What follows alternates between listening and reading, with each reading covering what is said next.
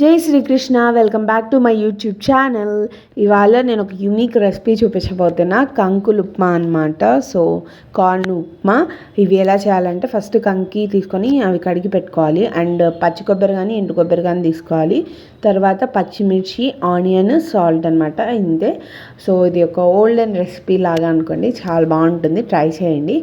మేమైతే 3 కంకులకి, సో 3 పెద్ద కంకులకి 8 మిరపకాయల దాకా తీసుకున్నాము. అండ్ కొంచెం సాల్ట్, కొబ్బరి, పచ్చి కొబ్బరి అయినా ఎండు కొబ్బరి అయినా యూస్ చేయొచ్చు.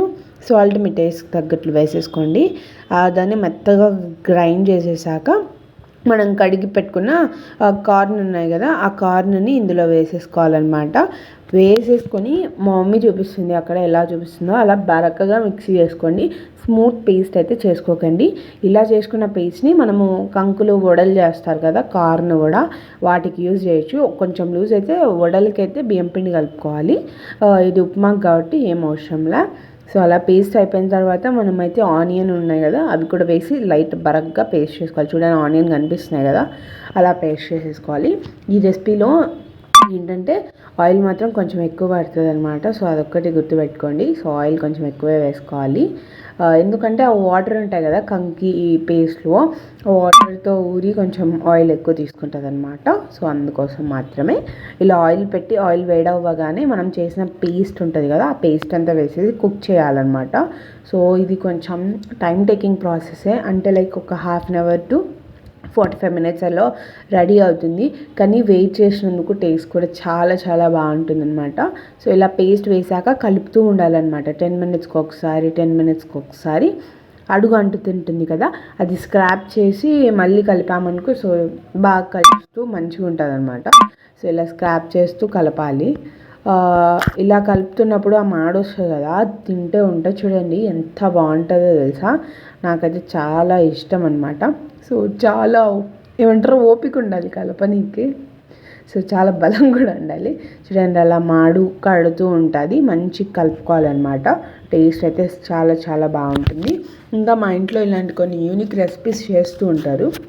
నేను అవి నెక్స్ట్ టైం షేర్ చేద్దాం అనుకుంటున్నా. ఎవరికైనా ఇంట్రెస్ట్ ఉందేమో కామెంట్ చేసేయండి, ఐ విల్ షేర్ ఇట్. ఇలా మూత పెట్టేసుకొని సిమ్లో అయితే ఉడికించుకోవాలి. అంటే సిమ్లో ఉడికించుకుంటే మంచిగా మగ్గాలి, కంకులు మంచిగా మగ్గితే టేస్ట్ కూడా యమ్మీగా ఉంటుంది అనమాట. చూడండి, అలా కలుపుతూ ఉండాలి. చూడండి. అండ్ నేను ఇంకో చెప్పడం మర్చిపోయా, ఆ పేస్ట్లో కొత్తిమీర వేసుకోవాలన్నమాట. మా ఇంట్లో ఇవాళ కొత్తిమీర లేదు కాబట్టి కొత్తిమీర స్కిప్ చేసాము. సో మీరు కొత్తిమీర వేసుకుంటే ఎల్లో కలర్ ఉండదు, మంచి కలర్ వస్తుంది అనమాట. కొత్తిమీర అయితే వేస్తారు, నేను మర్చిపోయా చెప్పడం. So that's it. చూడండి, అలా మాడు కడుతుంటే అబ్బా టేస్ట్ యమ్మీ.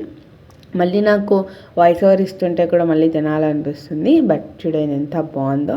అంటే కంకులు ఇదేమంటారు, వినాయక చవితి అప్పుడు వస్తాయి కదా, ఆ సీజన్లో మేము ఒక 2 times అన్నా చేసుకొని తింటామన్నమాట. మాకు అంత ఇష్టము. సో కంకి upma is totally worth it అనమాట. రెడీ అయిపోయింది. సో ఇలా ప్లేట్లో పెట్టేసుకొని వేడిగా తినేస్తే ఉంటుంది. చూడండి, సూపర్ ఉంటుంది. సో నేను టేస్టింగ్ టైం అనమాట ఇది వచ్చేసి. So it's tasting time. మంచిగా ప్లేటింగ్ చేసేసుకున్నా. సో చూడండి ఎంత బాగా వచ్చిందో, మంచిగా తినేద్దాం. మనకు ఫుల్ సూపర్ ఉందన్నమాట. మనదైతే సూపర్. ఎవరైనా ఈ రెసిపీ తెలిసిన వాళ్ళు ఉంటే కామెంట్ చేయండి, మీకు ఎలా అనిపిస్తుంది ఈ రెసిపీ. అండ్ తెలియని వాళ్ళు ఉంటే చూసి ట్రై చేసేయండి ఒకసారి, నచ్చుతుంది I think. Okay, this is for this mini vlog. అంటే ఒక చిన్న వ్లాగ్ కాబట్టి మినీ వ్లాగ్. బాయ్.